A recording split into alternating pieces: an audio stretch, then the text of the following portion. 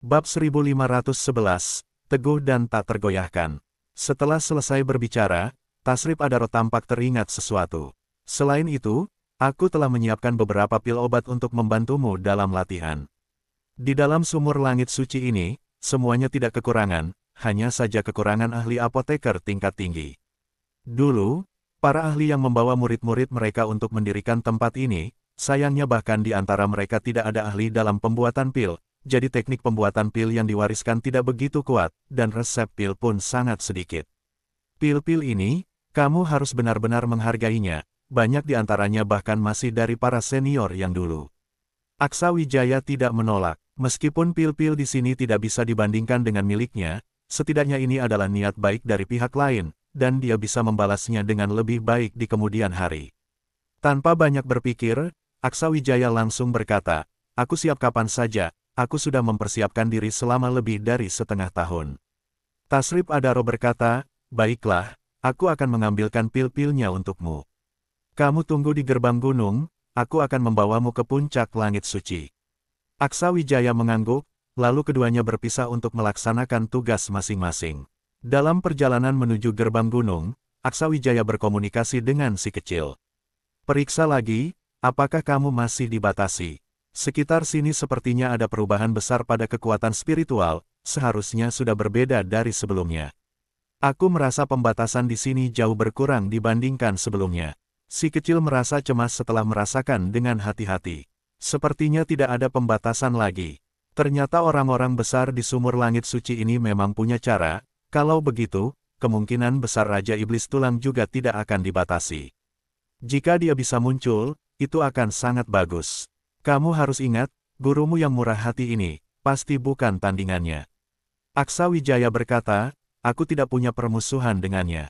Lagi pula, di sini ada seorang ahli puncak dari tingkat alam keabadian dewa, sebaiknya Raja Iblis Tulang tidak muncul. Aku sudah punya rencana lain, mungkin sedikit berisiko." Si kecil terkejut, "Apa yang akan kamu lakukan?" "Aku akan menghancurkan kultivasiku dan mulai latihan dari awal." Aksa Wijaya mengatakannya dengan tenang. Namun si kecil terkejut besar. "Kamu gila, menyia-nyiakan kemampuanmu. Kamu sudah gila." Aksa Wijaya berkata, "Dengan 16 warisan ini, seharusnya aku bisa segera memulihkan kekuatan. Aku hanya akan membuang kekuatan dan alam tingkatannya saja. Sementara itu, meskipun ada beberapa kerusakan, itu tidak akan terlalu mempengaruhi. Yang penting adalah aku butuh banyak kekuatan spiritual untuk memulihkan diri ke tingkatku sekarang. Itu hanya masalah waktu. Aku tidak akan terjebak dalam kebuntuan lagi. Tapi aku harus segera melakukannya, kesempatan warisan seperti ini tidak boleh disia-siakan." Si kecil mengernyit, "Aku benar-benar tidak tahu apa yang ingin kamu lakukan."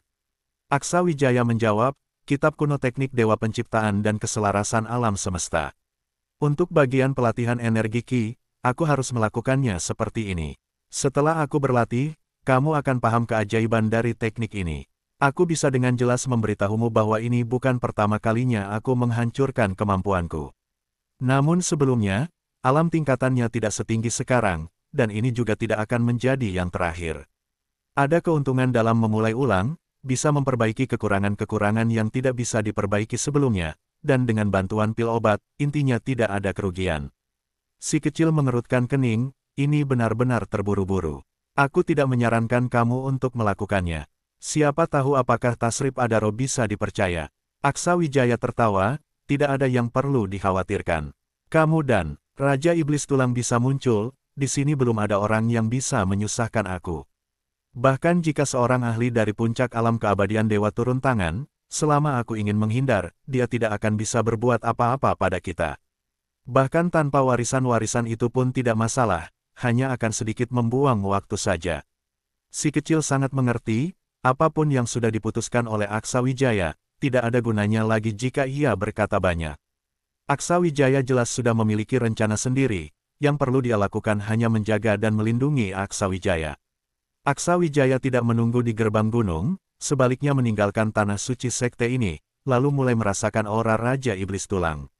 Namun, tepat pada saat itu, ia terhenti sejenak, kemudian mengernyit, karena ia bisa merasakan adanya aura lain yang ada di tempat itu, meskipun jaraknya tidak dekat, namun jelas bahwa orang itu belum meninggalkan sumur langit suci.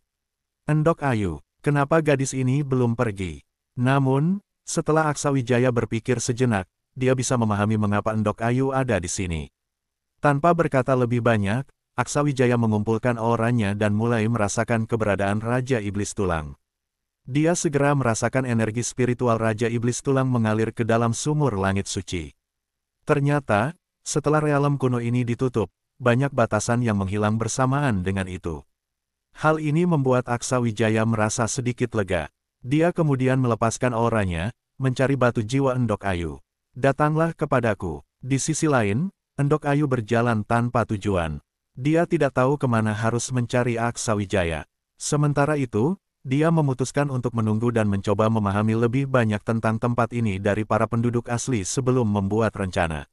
Namun, dia tidak menyangka aura Aksawijaya tiba-tiba muncul. Auranya stabil, jelas tidak dalam keadaan tertekan. Wajah Endok Ayu berseri-seri, dan dia segera terbang menuju arah Aksawijaya. Di waktu yang sama, Endok Ayu yang sedang terbang dengan kecepatan penuh tiba-tiba dihentikan oleh sebuah penghalang. Sesaat kemudian, suara seorang nenek tua terdengar dari bawah. Hebat sekali, gadis kecil. Bakat dan tingkat kultivasi yang luar biasa. Sepertinya setelah sumur langit suci ditutup, ada beberapa jenius yang tertinggal di sini. Turunlah dan jadilah muridku. Bagaimana? Endok Ayu menatap ke bawah dan sedikit terkejut. Tingkat kultivasi nenek tua itu sangat tinggi, mencapai tingkat ke-8 alam jalan hidup dewa, jauh di luar kemampuannya untuk dilawan. Aura wanita tua itu telah mengunci gerakannya, bahkan menggunakan penghalang untuk menahannya. Tekniknya begitu mulus sehingga sulit bagi Endok Ayu untuk melarikan diri. Namun, Endok Ayu tidak semudah itu ditahan.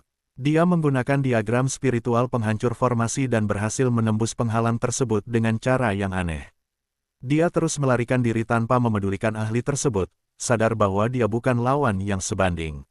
Wanita tua itu jelas tidak menyangka Endok Ayu memiliki kemampuan seperti itu.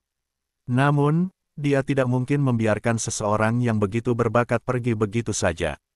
Dia tahu, dengan bakat gadis ini, jika ditemukan oleh ahli lain, akan lebih sulit baginya untuk menerima Endok Ayu sebagai murid. Tanpa membuang waktu, dia langsung mengejar sambil berkata, "Gadis kecil, aku tidak punya niat buruk. Aku hanya sudah mendekati akhir hidupku. Sayangnya, semua kemampuan dan kultivasi yang kumiliki belum kuturunkan kepada siapapun. Jika kau menjadi muridku, aku jamin kau akan mendapatkan manfaat besar." Sayangnya, apapun yang dia katakan, Endok Ayu tidak berniat merespons. Penghalang sementara yang dibuat wanita tua itu sama sekali tidak bisa menahan Endok Ayu. Dia terus menerobos dengan paksa. Namun, dengan perbedaan tingkat yang sangat jauh, jarak di antara mereka semakin kecil. Endok Ayu mengerutkan kening, menyadari bahwa jika situasi ini berlanjut, dia akan tertangkap sebelum bertemu dengan Aksawijaya. 1 jam kemudian, wanita tua itu akhirnya mengejar Endok Ayu, meraih pergelangan tangannya. Namun, dia tidak menyerang Endok Ayu, melainkan mencoba menunjukkan niat baiknya. "Gadis kecil, sumur langit suci sudah tertutup. Bahkan dengan kemampuanmu, tidak ada cara untuk keluar dari sini. Tempat ini penuh dengan ahli. Tanpa perlindungan, kau tidak akan aman. Jika kau bersamaku, kau tidak akan dirugikan. Tinggallah di sisiku. Masalah lain, biarkan aku yang menyelesaikannya. Kau hanya perlu menjadi muridku, tidak perlu begitu menolak." Bab 1512, pergi lagi. Pada saat ini, sebuah suara terdengar. "Orangku juga berani kau ganggu.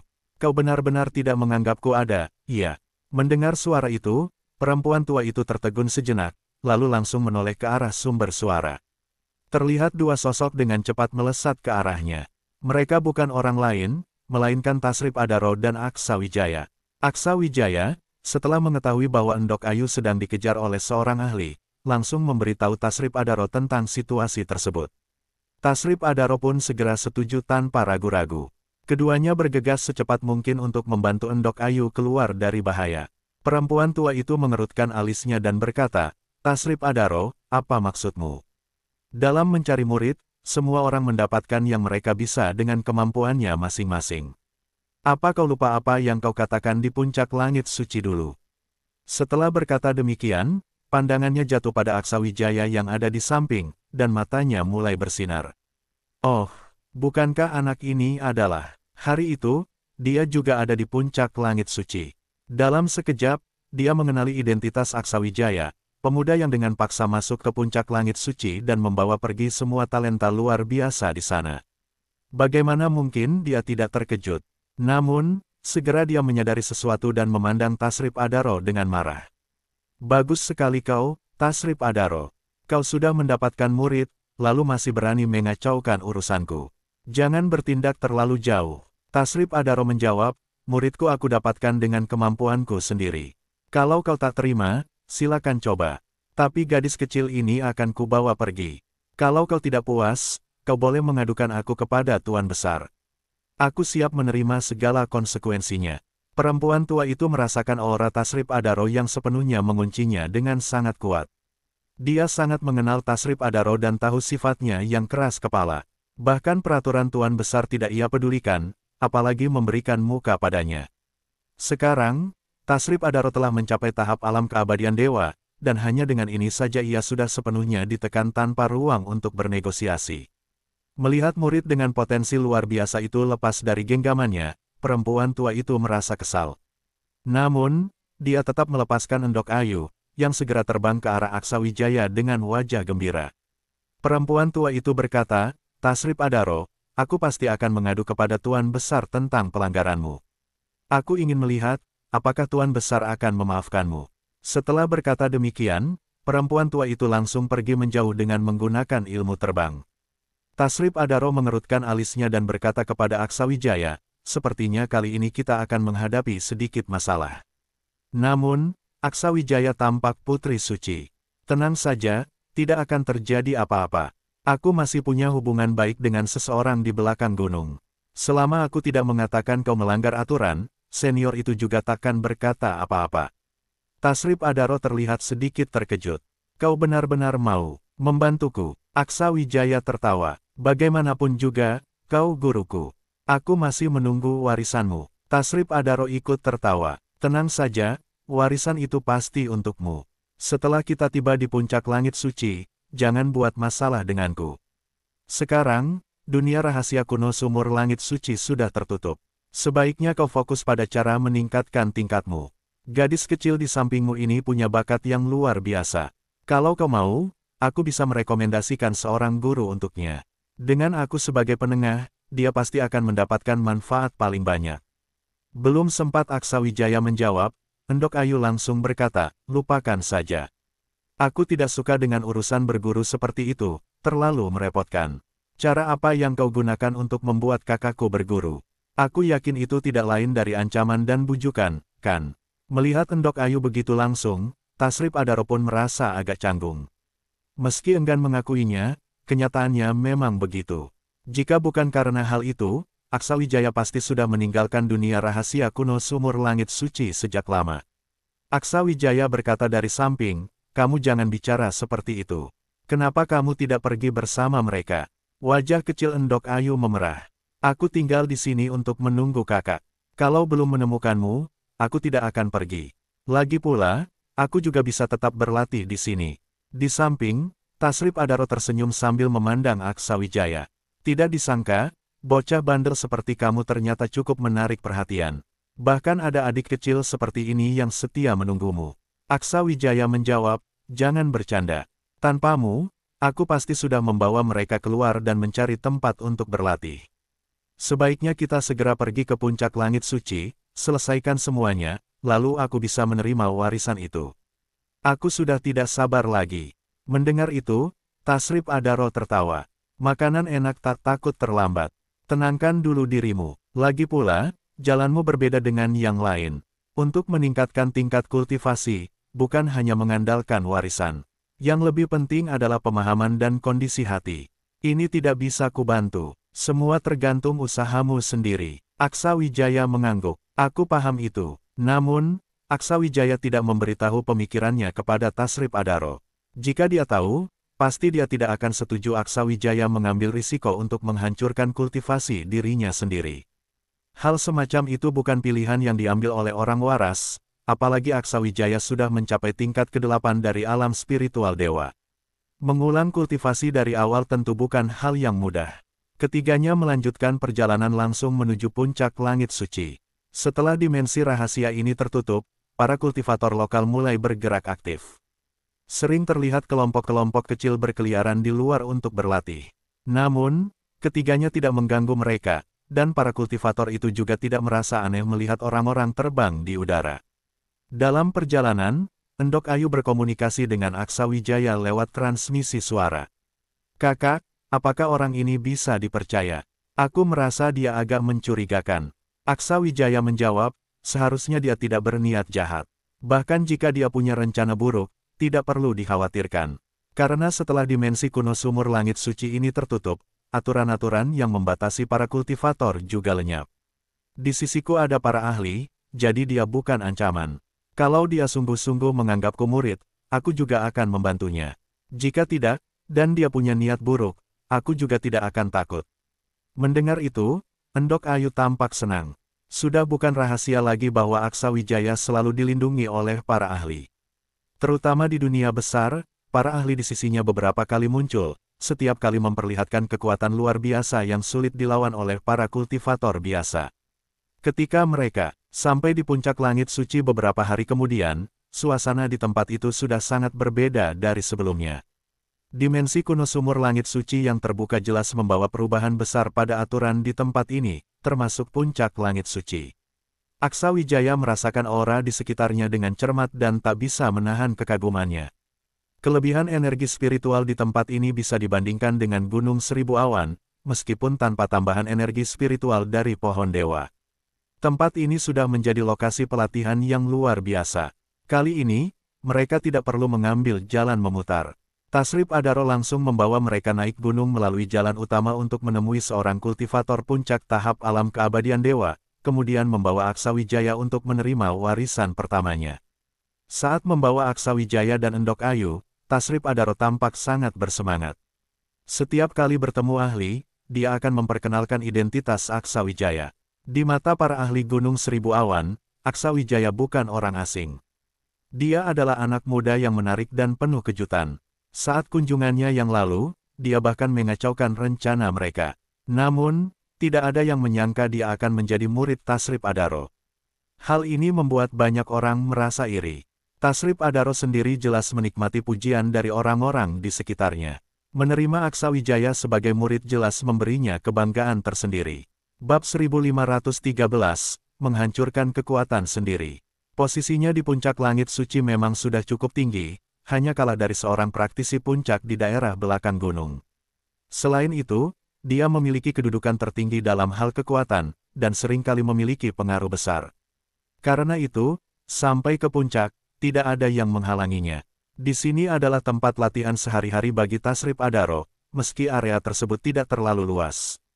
Dia meminta Aksa Wijaya dan Endok Ayu menunggu di sini sementara dia sendiri pergi ke belakang gunung untuk mendapatkan izin. Meskipun Aksa Wijaya sudah menyatakan secara tegas bahwa dia tidak akan menyulitkannya, dia tetap khawatir Aksa Wijaya akan berurusan dengannya. Setelah semua, Aksa Wijaya sebelumnya tidak bersikap ramah padanya. Setelah dia pergi, Endok Ayu langsung mengirimkan suara batin kepada Aksa Wijaya, jelas dia sangat berhati-hati. "Kak, sepertinya kita harus menunggu lama sekali untuk pembukaan kembali sumur langit suci ini.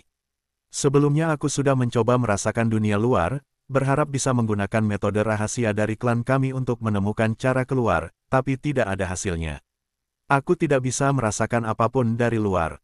Lalu apa yang harus kita lakukan? Apakah kita benar-benar harus tinggal di sini dan fokus pada latihan?" Aksa Wijaya menggelengkan kepala, "Tentu saja tidak bisa. Tenang saja, jika aku memutuskan untuk tinggal, pasti ada cara untuk keluar. Setelah kita mendapat manfaatnya, aku akan membawamu pergi dari sini. Tidak masalah, kan?" Endok Ayu tersenyum, "Tentu saja tidak masalah, aku tahu kakak pasti punya cara." Belakang gunung sumur langit suci. "Tasrip Adaro, kamu benar-benar semakin tidak menghargai aku." Tasrip Adaro melihat seorang ahli di depannya dengan sedikit putus asa. "Tuan, kali ini saya tidak melakukan apa-apa. Saya hanya turun gunung untuk mencari murid saya, dan anak itu dengan sukarela meminta saya untuk menjadi gurunya. Saya selalu sangat menghormati Tuan. Tuan tidak boleh mendengarkan perkataan orang kecil, saya tidak berniat mengganggu." Ahli itu berkata, kamu tidak boleh mempengaruhi anak itu. Dia adalah praktisi yang dekat dengan Puspasari. Aku rasa kamu tahu siapa dia, kan? Saat sumur langit suci terbuka, dia bisa keluar masuk dengan bebas. Jika kamu membuat musuh dengannya, aku tidak akan bisa melindungimu. Mendengar ini, Tasrip Adaro terkejut. Puspa, Sari, pohon dewa penopang langit. Betul, ketika dia mencapai level alam keabadian dewa, kamu masih seorang pemuda di tahap alam spiritual dewa. Pokoknya, aku hanya ingin memberimu peringatan, itu sudah cukup. Tentang apa yang harus kamu lakukan, itu terserah padamu. Tasrip Adaro segera berkata, Tuan tenang saja, saya tidak punya niat buruk. Saya memang hanya ingin mencari murid dengan bakat tinggi. Saya datang kali ini untuk warisan itu, saya berencana memanfaatkan kesempatan saya untuk menyerahkan 16 warisan itu kepadanya, bukankah itu cukup menunjukkan niat baik saya? Sebuah token muncul di depan Tasrip Adaro. Jangan menyulitkan dia. Tasrip Adaro menerima token tersebut dan mengangguk. Apakah Tuan ingin bertemu dia? Ahli itu menggelengkan kepala, tidak perlu, apa yang perlu disampaikan sudah disampaikan. Aku tidak ingin diganggu, kalian cepat pergi dan cepat kembali. Tasrip Adaro mengundurkan diri dan pergi dari belakang gunung, langsung menuju tempat latihan pribadinya. Melihat Aksa Wijaya dan Endok Ayu sedang berlatih, Tasrip Adaro tidak mengganggu mereka. Dia berdiri diam di samping, mengamati kedua pemuda itu dengan tatapan penuh kekaguman. Kedua pemuda ini luar biasa, baik dalam bakat maupun karakter. Aksa Wijaya telah memilih jalannya sendiri, sementara gadis kecil ini memiliki aura yang misterius. Meskipun dia menyembunyikan aura kekuatannya, jelas tidak akan lemah. Dengan bakat seperti ini, tak lama lagi dia akan menjadi sosok yang hebat. Hanya saja, aku tidak tahu mengapa langit menutup saluran ke-9 langit atas pada waktu itu. Kalau tidak, aku pasti sudah bisa pulang sejak lama. Meskipun mengeluh, dia tidak bisa berbuat apa-apa. Setelah terobosan, dia belum pernah mengunjungi penghalang itu dan tidak tahu apakah dia bisa segera kembali ke 9 langit atas. Aksa Wijaya dan Endok Ayu bangun dari meditasi mereka, malam sudah tiba. Melihat Tasrip Adaro berdiri di samping, Aksa Wijaya merasa canggung, saya tidak tahan untuk beristirahat. Lingkungan latihan di sini sangat baik, dengan formasi pengumpulan roh, berlatih di sini dalam waktu lama pasti akan memberikan kemajuan yang pesat. Tasrip Adaro tersenyum, jika kamu suka, kamu bisa sering datang ke sini. Ini wilayah saya bisa menambahkan formasi pengumpulan roh di samping untuk kalian berdua agar bisa berlatih. Aksa Wijaya menjawab, tidak perlu terburu-buru, kita bisa membicarakan itu nanti. Tasrip Adaro mengeluarkan sebuah token dan memberi isyarat. Persiapkan dirimu, saya sudah mendapatkan tanda ini dan siap untuk pergi kapan saja. Kita akan menuju tempat warisan pertama. Mata Aksa Wijaya bersinar, tidak perlu persiapan, senior bisa langsung memimpin, kami akan mengikuti di belakang, tidak masalah. Endok Ayu juga mengangguk, sepenuhnya mengikuti Aksa Wijaya. Dengan cahaya malam, ketiganya meninggalkan puncak langit suci dan langsung menuju tempat warisan pertama. Tasrip Adaro tidak memberikan token tersebut kepada Aksa Wijaya karena token ini hanya berguna jika ada di tangannya. Jika tidak, orang lain tidak akan mengikutinya. Beberapa hari kemudian, mereka sampai di dekat tempat warisan pertama. Tasrip Adaro membawa mereka turun ke tanah dengan ekspresi ceria. Tidak banyak yang perlu dikatakan lagi. Saya akan membuka tempat warisan ini untukmu, dan kamu bisa masuk untuk mempersiapkan diri menerima warisan. Aksa Wijaya bertanya, bolehkah Endok Ayu masuk bersama saya? Saya ingin dia membantu menjaga saya. Tasrip Adaro mengangguk, tentu saja tidak masalah, tapi apakah dia benar-benar tidak akan mengganggu proses penerimaan warisanmu? Kesempatan seperti ini tidak boleh disia-siakan. Mendengar itu, Aksa Wijaya tersenyum, senior tidak perlu khawatir. Saya dan Endok Ayu memiliki hubungan darah. Meskipun dia tidak bisa menerima warisan, saya tetap akan mendapatkan banyak manfaat darinya. Biarkan kalian sendiri yang memutuskan. Tak lama kemudian, Tasrip Adaro menemukan lokasi yang pasti. Tanpa banyak bicara, dia langsung mengalirkan kekuatan spiritualnya ke sana. Token itu berkilauan, dan pintu masuk ke lokasi pewarisan pertama segera muncul. Aksa Wijaya tanpa ragu sedikit pun membawa Endok Ayu masuk ke dalamnya, menghilang di pintu masuk tersebut. Tasrip Adaro tidak pergi, melainkan tetap berdiri di tempat dengan tenang menunggu. Dia sangat mengharapkan peningkatan Aksa Wijaya. Dia tidak tahu sejauh mana Aksawijaya bisa mencapai, tetapi selama dia bisa segera menembus batas dalam kultivasi, pewarisan ini tidak akan sia-sia. Pewarisan ini bukanlah salah satu dari 4 yang disebutkan oleh Salim Junjung dan yang lainnya. Ruang ini tidak terlalu luas, dipenuhi energi spiritual tanpa ada aura yang terlalu kuat, dan semua formasi di dalamnya telah dinonaktifkan. Suara seseorang tiba-tiba terdengar. Bagus sekali, tak kusangka setelah 500 tahun, akhirnya ada yang mendapatkan pewarisan tertinggi dari dunia rahasia kuno sumur langit suci. Tak tahu siapa di antara kalian berdua yang memiliki keberuntungan sebesar itu. Aksawijaya maju selangkah. Junior Aksawijaya memberi hormat kepada senior. Suara itu terdengar lagi. Aksawijaya, kamu murid siapa? Aku tak bisa mengenali identitasmu. Junior adalah murid Tasrip Adaro. Oh, jadi Tasrip Adaro ternyata sudah mulai menerima murid, dan keberuntungannya luar biasa, mendapat murid dengan bakat setinggi ini. Kamu anak yang hebat, pantas menerima pewarisan ini. Karena ini adalah pewarisan tertinggi, aturan dari masa lalu menyebutkan bahwa kamu tak perlu melalui ujian apapun. Kamu hanya perlu bersiap untuk menerimanya. Apakah kamu sudah siap? Mendengar ini, Aksawijaya langsung menggeleng. Belum siap, beri aku sedikit waktu. Bayangan samar muncul di udara, berupa seorang pria parubaya yang memandang Aksawijaya dengan rasa penasaran. Jika sudah siap, beritahu aku. Kita bisa mulai kapan saja, kamu tak perlu berpikir terlalu banyak. Aksawijaya mengangguk tanpa berkata lagi. Dia memang sudah mempersiapkan dirinya sejak awal, jadi tak ada alasan untuk membuang waktu. Dia langsung duduk bersila di pojok, menutup mata, dan mulai merasakan aliran energi spiritual dalam tubuhnya. Ini bukan pertama kalinya dia melakukannya, tetapi yang lebih penting, kali ini kondisinya berbeda. Dengan tingkatannya yang sekarang, menghancurkan kultivasi tanpa melukai diri sendiri bukanlah hal yang mudah. Dia mengambil beberapa pil obat, melindungi tubuh fisik, jiwa, pusat spiritual, serta meridian tubuhnya. Selama fondasinya tetap utuh, melalui pewarisan energi spiritual, kultivasinya bisa cepat pulih. Sebagai seorang raja obat, yang kini telah mencapai tingkat alkemis kekaisaran, Aksawijaya punya kemampuan untuk melakukan ini. Namun, Endok Ayu terlihat agak cemas karena dia tak memahami apa yang sedang dilakukan Aksawijaya. Aksawijaya selalu memiliki pendirian sendiri dalam setiap tindakannya, dan Endok Ayu sangat mengetahuinya. Jika dia meminta Endok Ayu untuk melindunginya, pasti ada alasan yang kuat. Energi spiritual Aksawijaya mulai terkumpul dan meledak, sesuatu yang tak pernah diduga Endok Ayu. Tetapi yang mengejutkan, Aksawijaya tiba-tiba tampak pucat. Dia berteriak pelan, dan energi spiritualnya meledak seperti bom, menyebar dari pusat tubuhnya. Energi spiritual itu begitu dahsyat hingga mengejutkan siapa saja yang melihatnya. Namun, energi itu hanya bertahan sesaat sebelum mulai melemah dengan cepat. Bayangan yang terbentuk di udara tampak tak percaya. Dia berseru, anak ini gila. Tingkatannya menurun dengan sangat cepat, satu demi satu tingkat kekuatan lenyap. Cepat bangunkan dia. Endok Ayu mengerutkan alisnya. Dia tahu bahwa Aksawijaya sedang dalam kondisi sadar.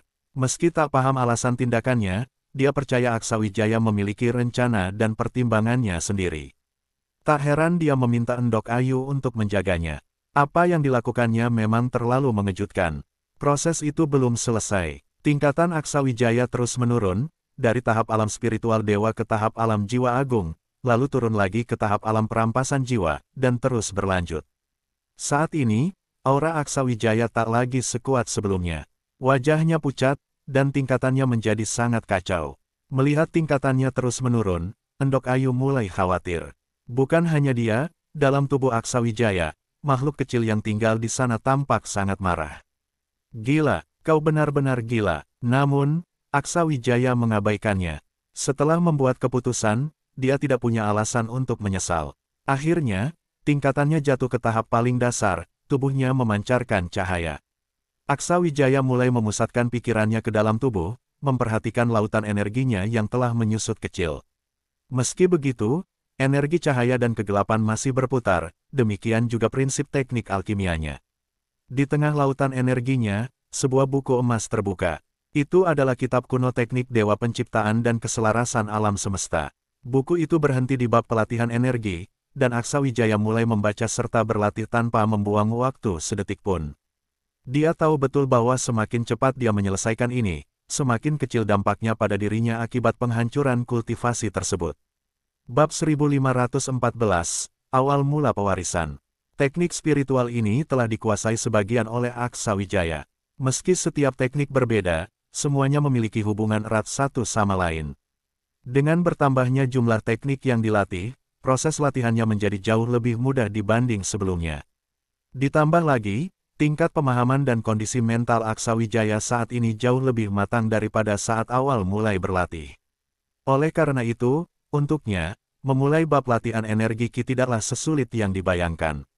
Ini berbeda dengan bab teknik alkimia dan bab formasi. Kedua bab tersebut lebih bersifat pendukung, sedangkan bab latihan Ki benar-benar berbeda.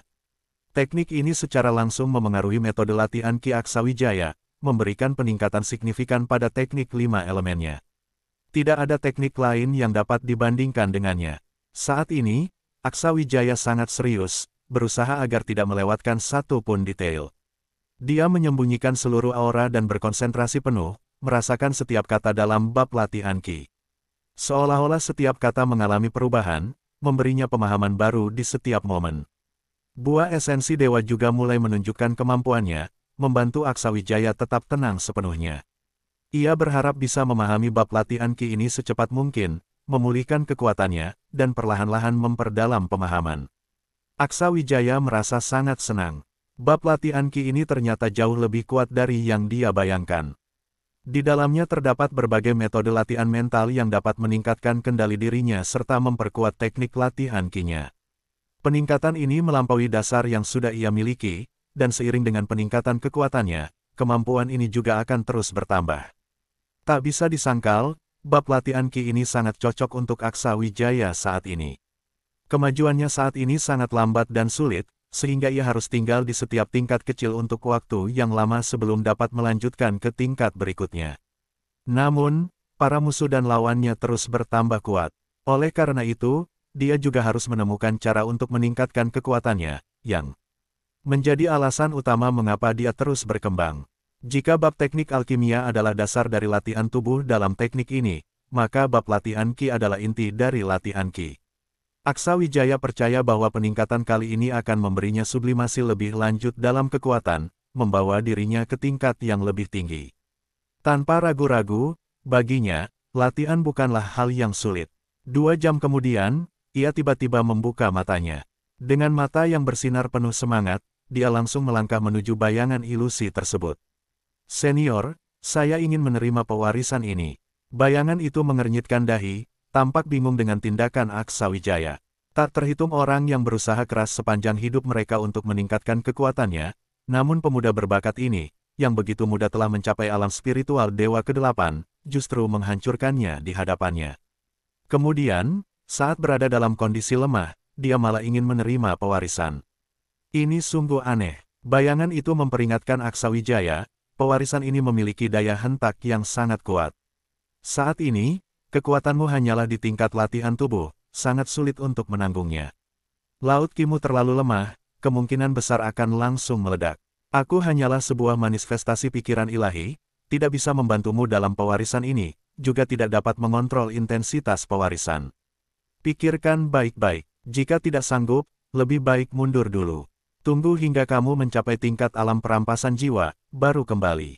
Mendengar ini, Aksa Wijaya langsung menggeleng tegas. "Senior, jangan khawatirkan saya. Saya datang ke sini bukan untuk bunuh diri. Pewarisan ini tidak akan sulit bagi saya.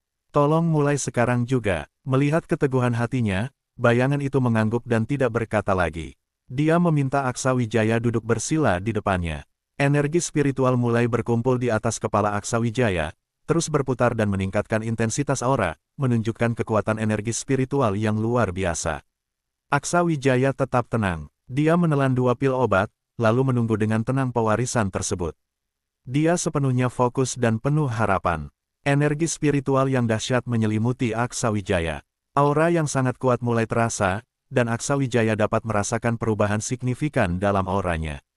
Energi spiritual terus mengalir ke dalam tubuhnya. Pada momen ini, Aksa Wijaya merasakan peningkatan aura yang sangat mengejutkan. Seperti yang dikatakan bayangan itu, pewarisan ini memiliki daya hentak yang luar biasa. Jika orang lain, bahkan seorang jenius tingkat latihan tubuh, yang mencoba menerimanya, kemungkinan besar mereka akan langsung meledak karena laut ki mereka tidak mampu menampung energi spiritual sebanyak itu. Tubuh Aksa Wijaya begitu kuat, hingga sulit bagi beberapa harta spiritual tingkat tinggi sekalipun untuk menandingi kekuatannya. Terlebih lagi, saat ini dia seperti spons yang telah kehilangan semua cairan, menyerap kekuatan spiritual dengan luar biasa cepat berkat perpaduan bab alkimia dan berbagai teknik kultivasinya. Dengan ekspresi tenang, dia mulai menerobos batas, mengandalkan bab latihan energi dan bab alkimia untuk mencapai terobosan, segera mengkonsolidasikan kesadaran spiritualnya, sementara tingkat kultivasinya terus meningkat. Melihat kekuatan fisik Aksa Wijaya, sosok bayangan itu tampak terkejut.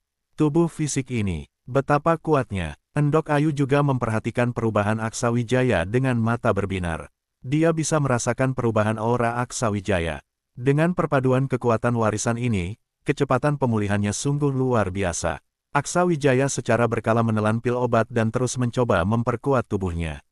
Karena dia memulai ulang kultivasi, dengan kemampuan dan metodenya saat ini, dia dapat mengoptimalkan setiap tingkat kecil dari kultivasinya. Aksa Wijaya sangat paham bahwa ini tidak akan menjadi kali terakhir dia memulai ulang kultivasi. Dia berharap setiap kali tidak hanya mendapatkan teknik rahasia baru, tetapi juga menjadikan jalannya semakin sempurna. Karena dia telah memilih jalan ini, tentu dia ingin menjalaninya dengan sepenuh hati. Saat ini, dia tidak bisa membuang waktu. Dia sangat fokus, mencurahkan seluruh perhatian dan energinya.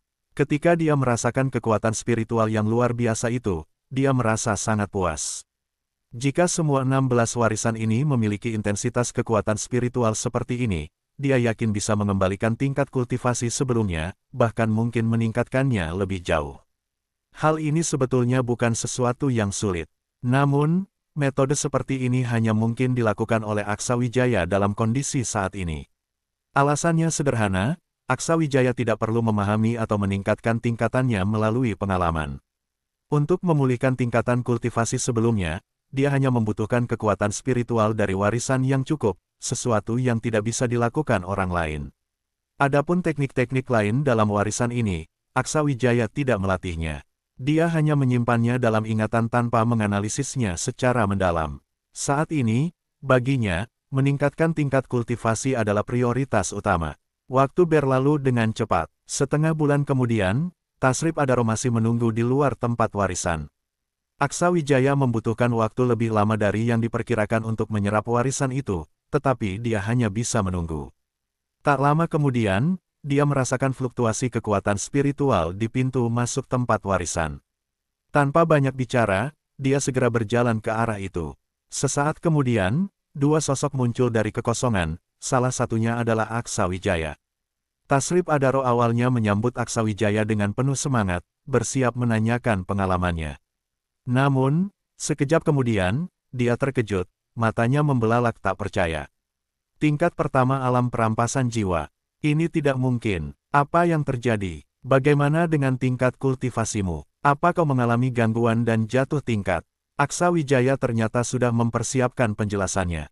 Aku telah berlatih sebuah metode rahasia yang dapat meningkatkan teknik kultivasiku secara signifikan. Namun, karena itu, tingkat kultivasiku sementara mengalami penurunan. Tapi selama aku memanfaatkan kekuatan spiritual warisan ini dengan baik, itu tidak akan berdampak negatif. Sebaliknya, itu akan memberiku banyak wawasan baru. Ini adalah metode yang sangat langka. Bab 1515, Pemimpin. Mendengar kata-kata ini, ekspresi Tasrip Adaro berubah. Dia segera memanggil harta spiritual penerbangannya.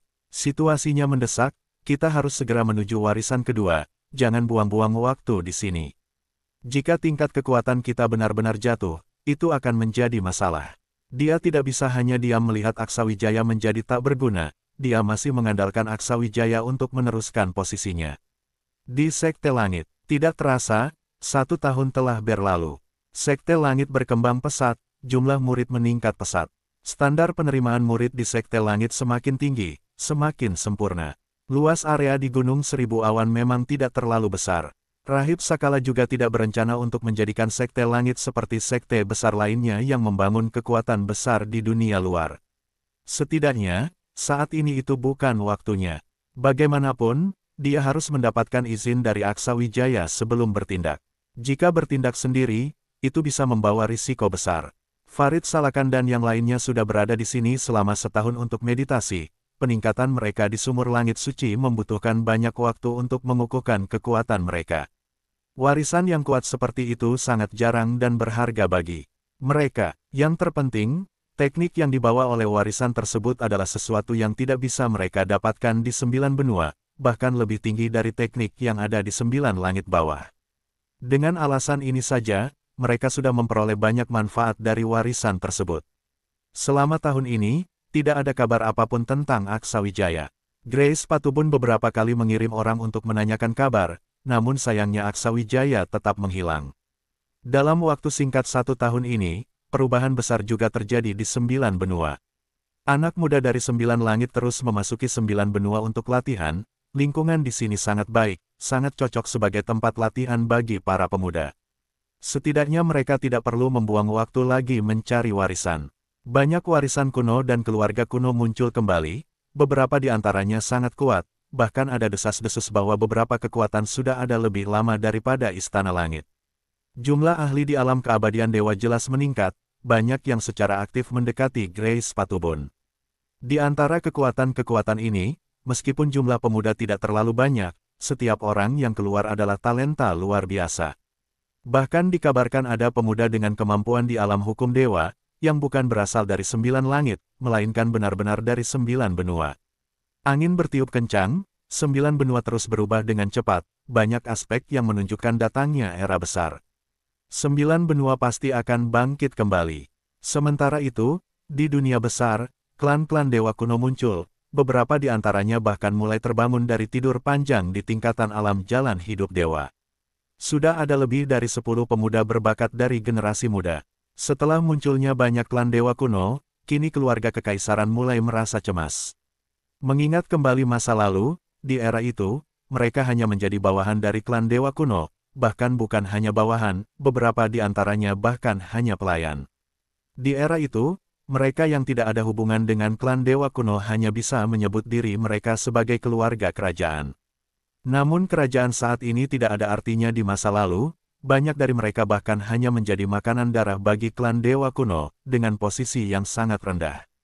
Dunia besar kini mulai kembali ke keadaan semula, para kuat mulai muncul, situasi menjadi kacau. Dan kedatangan era ini terasa sangat tidak ramah bagi ras manusia. Awalnya, kekuatan ras manusia hanya terdiri dari gabungan beberapa keluarga kerajaan. Dengan perubahan situasi ini, posisi mereka pasti akan semakin terdesak. Tanah suci dunia bawah. Pada saat ini, Ardianto Akuba sedang berkumpul bersama beberapa orang tua lainnya, tampak seperti sedang berdiskusi sesuatu. Zaman akan berubah. Sepertinya pemimpin wilayah juga akan bangkit dalam waktu dekat. Tidak tahu keputusan seperti apa yang akan dia buat. Apakah kita akan tetap tinggal di dunia besar ini, atau memilih kembali ke 9 benua, segera menemukan orang yang ditakdirkan untuk bangkit, membangun kembali Istana Langit, dan mengguncang 3 dunia. Kita sudah hidup bebas di dunia besar ini selama bertahun-tahun. Kenapa harus kembali ke situasi kacau? Kondisi 9 benua memang sedang pulih, dan beberapa tokoh yang dulu bersembunyi pasti akan muncul satu persatu. Mereka, seperti kita, juga menunggu kemunculan orang itu. Namun, apakah 9 benua sekarang benar-benar bisa menerima kita? Bagaimanapun, banyak dari kita sudah kehilangan status, dan kembali ke 9 benua dari dunia besar mungkin akan membuat kita dianggap sebagai musuh oleh banyak pihak. Mendengar ini, salah satu dari mereka langsung berkata, itu tergantung cara kita memandangnya. Dengan kekuatan kita, jika kembali ke 9 benua sekarang, kita pasti bisa menjadi kekuatan besar. Level kekuatan kita kemungkinan besar juga merupakan yang tertinggi di 9 benua. Grace Patubun dan pemimpin wilayah kita adalah tokoh yang setara. Setelah bertahun-tahun meditasi, pemimpin wilayah pasti telah mencapai terobosan. Saya yakin tidak akan ada masalah. Ardianto Akuba, yang menyaksikan percakapan para sesepuh ini, tidak bisa menahan diri untuk mengerutkan kening. Jika kita pergi, itu berarti kita sepenuhnya meninggalkan para kultivator ras manusia di dunia besar ini. Apakah ini tidak terlalu kejam? Kita sudah sering membantu mereka secara diam-diam selama bertahun-tahun. Sayangnya, mereka tetaplah ras asing. Jika mereka dapat menerima identitas garis keturunan 9 benua, kita bisa mencoba membawa mereka pulang. Tetapi jika mereka tidak mau menerima, apapun yang kita katakan tidak akan berguna. 9 benua tidak mungkin memberi mereka tempat tinggal, dan kalian pun tidak akan membiarkan musuh tinggal terlalu lama di wilayah kalian. Semua orang mengangguk setuju, jelas menyetujui pendapat ini. Ardianto Akuba, yang selama ini paling banyak membantu Sekte Kekaisaran Manusia, merasa hatinya tidak tenang. Di wilayah yang dia tangani, populasi ras manusia adalah yang terbanyak. Jika mereka pergi, kekuatan seperti Sekte Kekaisaran Manusia dan Istana Penyembuhan Surga pasti akan sangat terpengaruh. Dengan kebangkitan dunia besar, posisi mereka akan semakin merosot. Setelah berinteraksi begitu lama, dia benar-benar merasa tidak tega. Semuanya tetap menunggu sampai pemimpin wilayah keluar dari meditasi. Keputusan akhirnya ada di tangan dia, dan saya yakin dia akan mempertimbangkannya. Pada saat ini, sosok kekar muncul di aula besar.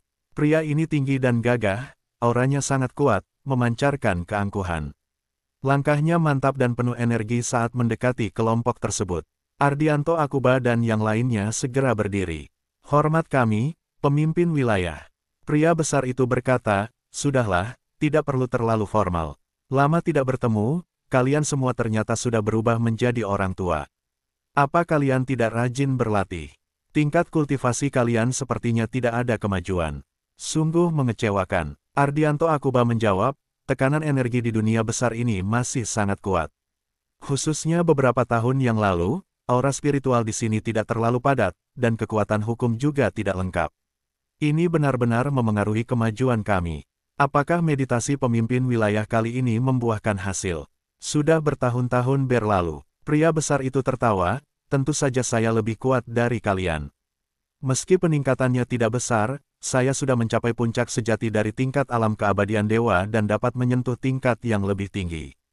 Sayangnya, saya tidak bisa sembarangan meningkatkan kekuatan. Kalau tidak, saya tidak bisa lagi tinggal di sini. Apa yang sedang kalian diskusikan? Sebagai pemimpin wilayah, saya terlalu putri suci. Sudah waktunya untuk melakukan sesuatu. Mendengar ini, Ardianto Akuba segera melaporkan apa yang mereka bicarakan kepada pemimpin wilayah. Bagaimanapun, keputusan akhir ada di tangannya, dan mereka hanya perlu mengikuti perintah sepenuhnya. Pemimpin wilayah mengerutkan alis, tampak memikirkan banyak hal. Dia bisa duduk di posisi ini bukan hanya karena memiliki kekuatan tempur yang luar biasa. Pikiran yang tajam lebih penting. Kalau tidak, mereka mungkin sudah lama dimusnahkan oleh ras asing. Bab 1516, mengungkap alasan. Bukankah aku sudah meminta kalian mengirim seseorang kembali ke 9 benua untuk mencari sosok itu?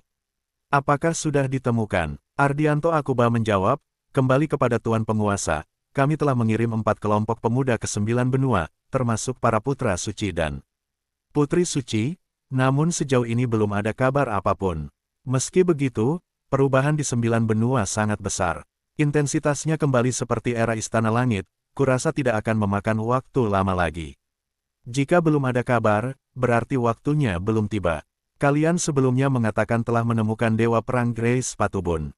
Bagaimana keadaannya sekarang? Seorang tetua langsung menyahut, bukan kami yang menemukannya, melainkan seorang pemuda kecil dari 9 benua. Dia menemukan Dewa Perang Grace Patubun di dunia besar. Bocah itu pernah berinteraksi dengan Tetua Ardianto, tapi Tetua Ardianto tidak melakukan apa-apa, membiarkan dia membawa Tuan Grace Patubun kembali ke 9 benua. Sekarang bagaimana keadaannya, kami tidak tahu. Nada orang itu kurang ramah, jelas menyalahkan Ardianto Akuba. Ini membuat Ardianto Akuba mengerutkan kening, menunjukkan ketidakpuasan.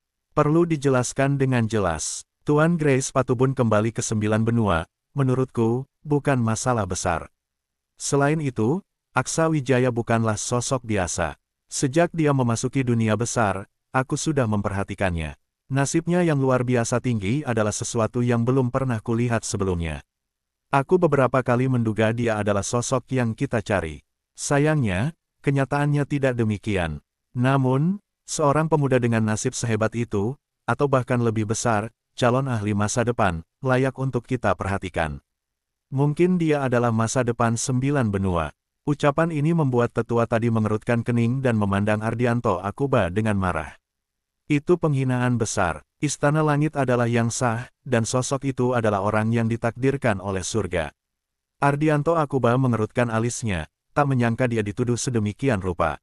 Tuan penguasa yang duduk di singgasana juga merasakan ketegangan suasana. Dengan tenang dia berkata, kita semua satu pihak. Selama demi kebaikan 9 benua, itu sudah cukup. Aku sudah lama tidak bertemu Grace Patubon. Kalau ada kesempatan, aku ingin menjenguknya. Malam ini, semuanya datang ke tempatku. Aku akan menjamu kalian dengan minuman. Sudahlah, bubar. Beberapa orang yang awalnya ingin berdebat akhirnya diam. Karena tuan penguasa sudah berbicara, mereka tak berani melanggar. Semua orang bangkit dan berpamitan, meninggalkan aula besar. Dalam perjalanan, Ardianto Akuba hanya berjalan bersama Johnson Bajigur. Ekspresi wajahnya tetap tenang, tidak terpengaruh oleh apapun. Namun, dari situasi yang terlihat, jelas Ardianto Akuba sedang diasingkan. Hingga meninggalkan aula, tak ada seorang pun yang berbicara lagi dengannya. Mereka berpisah jalan tanpa sepatah kata tambahan. Setelah semuanya pergi, tuan penguasa mengerutkan alisnya, lalu menghilang dari tempat itu. Ardianto Akuba berjalan bersama Johnson Bajigur.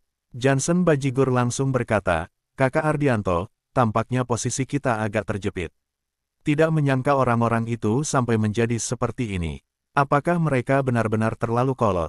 Ardianto Akuba menjawab, walaupun kita selalu menjunjung tinggi warisan Istana Langit dan berusaha membantu membangunnya kembali, zaman terus berubah. Mereka sama sekali tidak memahami itu. Johnson Bajigur berkata, mereka sudah bertahun-tahun bersembunyi di Tanah Suci, tidak keluar untuk melihat apa yang terjadi di luar. Tentu saja mereka tidak tahu. Tapi kita, dia terdiam tiba-tiba, wajahnya menunjukkan sedikit rasa malu, dan dia tidak melanjutkan. Di hadapan mereka, muncul sebuah sosok. Itu bukan orang lain, melainkan tuan penguasa. Keduanya jelas tidak menyangka tuan penguasa akan menghadang mereka. Tuan penguasa, keduanya serempak menyapa. Ekspresi tuan penguasa terlihat datar, tenang, tanpa tahu suka dan duka. Kalian ikut aku. Setelah berkata demikian, dia tidak banyak bicara lagi, langsung berbalik dan berjalan pergi. Johnson Bajigur dan temannya segera mengikuti, tanpa berhenti sejenak.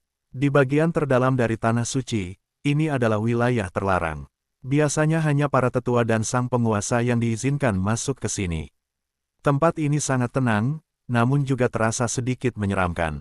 Tempat tinggal tuan penguasa terletak di dalamnya.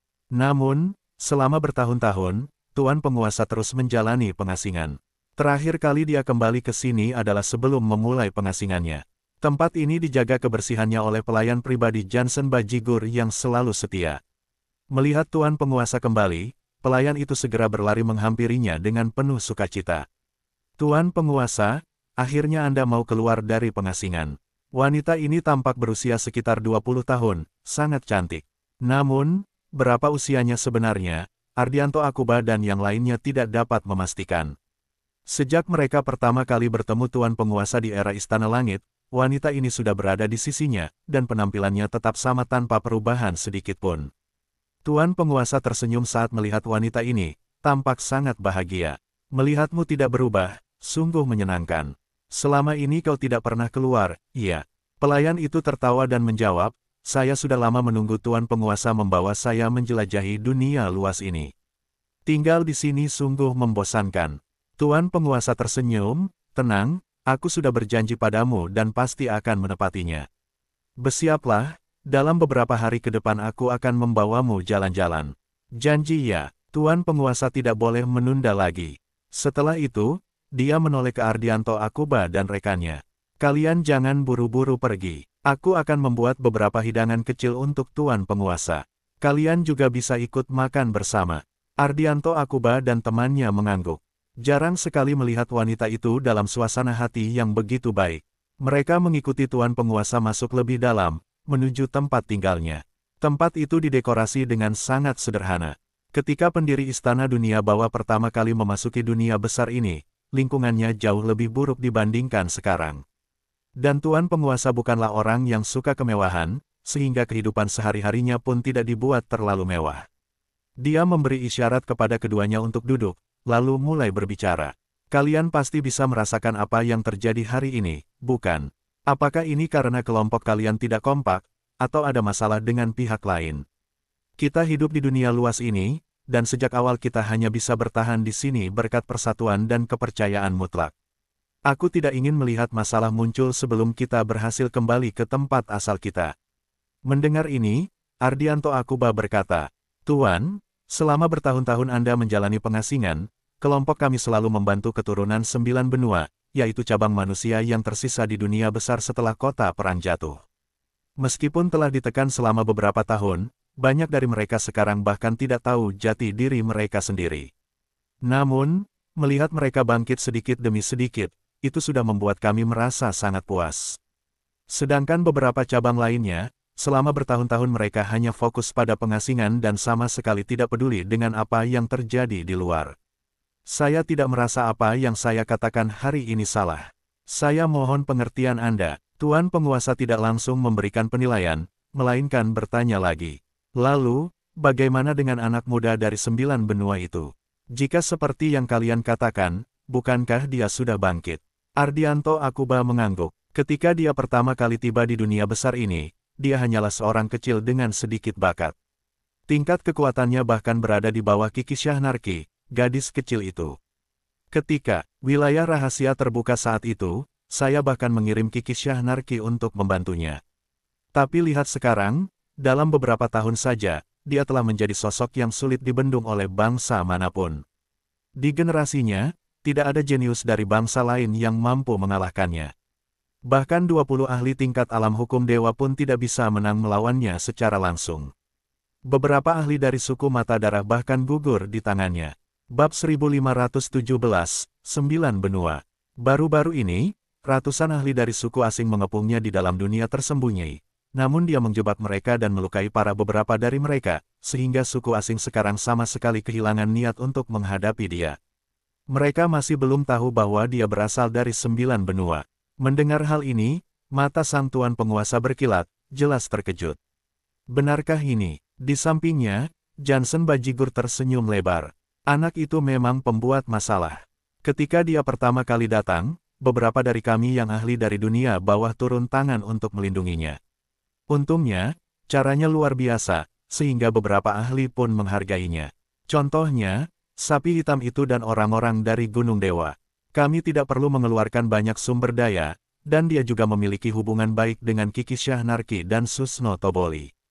Mereka sudah berlatih bersama cukup lama, dan bersama dia, mereka berkembang pesat.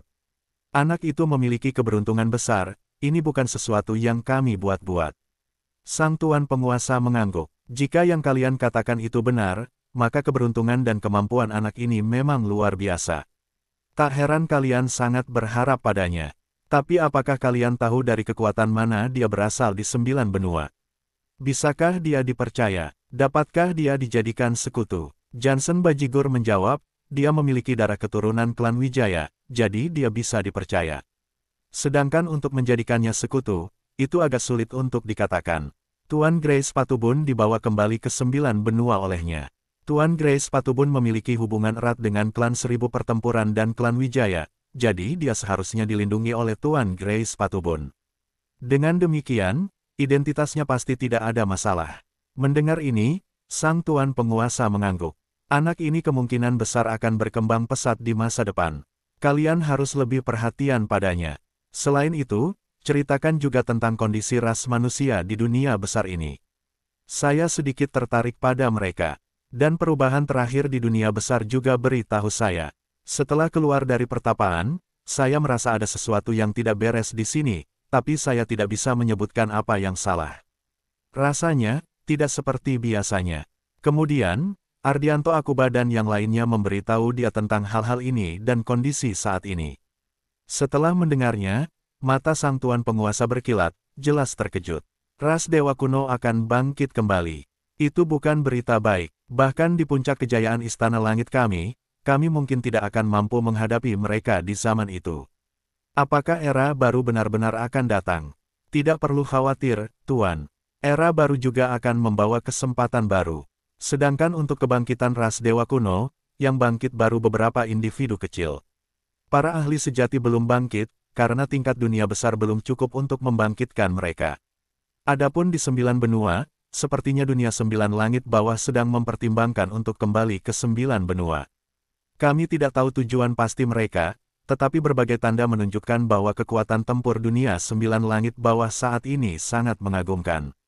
Jika mereka bekerja sama dengan 9 benua, bahkan jika ras dewa kuno bangkit, mereka seharusnya bisa menahan mereka. Sang Tuan Penguasa mengangguk. Baiklah, saya sudah mengerti sebagian besar. Saya akan pergi keluar dan memeriksa sendiri. Saya akan mulai dengan mengunjungi 2 kekuatan manusia itu untuk melihat apa yang istimewa dari mereka. Di sumur kuno Langit Suci. Selain warisan terakhir yang dijanjikan kepada Aksawijaya, Tasrip Adaro sudah menunggu di sumur kuno Langit Suci selama sebulan. Ekspresinya santai, dan dia dalam suasana hati yang baik. Selama waktu ini, dia menyaksikan Aksawijaya perlahan-lahan memulihkan tingkat kekuatannya. Warisan ini sama sekali tidak sia-sia. Saat itu, 2 sosok keluar dari tempat warisan, keduanya tersenyum, Aksawijaya dan rekannya. Aksawijaya langsung menangkupkan tangannya dan berkata, "Terima kasih, Guru, atas bantuannya." Saat ini, Aksawijaya tampak sangat bertenaga, hatinya senang, dan aura kekuatannya stabil, bahkan lebih kuat daripada sebelumnya.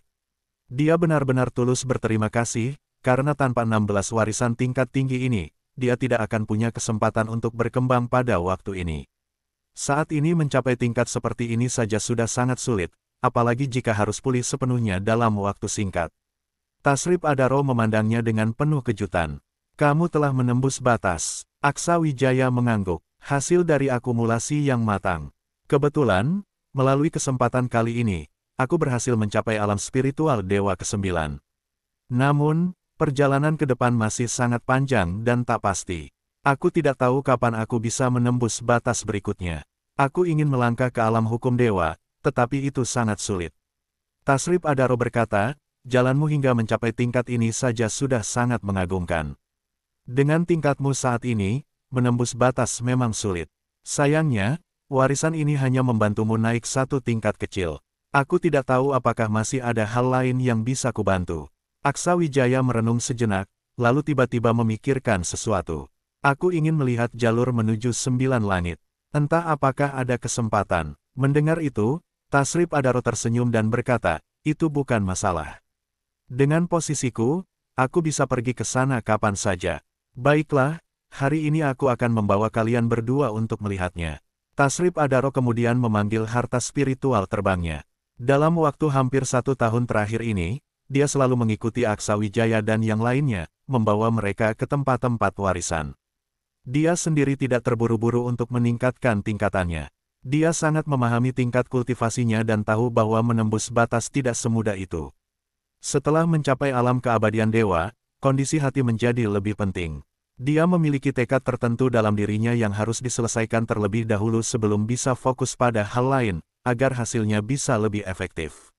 Arah yang dituju oleh harta spiritual terbang itu menunjukkan bahwa mereka sedang menuju puncak langit suci. Tidak mengherankan, puncak langit suci kemungkinan besar adalah tempat di mana dunia rahasia kuno sumur langit suci terhubung dengan 9 langit atas. Aksawijaya tahu betul bahwa Grace Patubun juga sangat menantikan jalur ini. Sekarang, setelah dunia rahasia kuno sumur langit suci ditutup, tekanan tingkat telah hilang. Selama dia menggunakan cukup sumber daya untuk membuka penghalang dunia rahasia kuno ini, dia bisa membawa Grace Patubun masuk ke sini. Namun, sebelum itu, dia tentu ingin memastikan segala sesuatu di tempat ini, seperti lokasi jalur tersebut, sehingga tidak perlu membuang waktu nanti. Tasrip Adaro tidak terlalu memikirkannya. Baginya, Aksawijaya hanya ingin melihat-lihat dan merasakan langsung aura dari penghalang itu.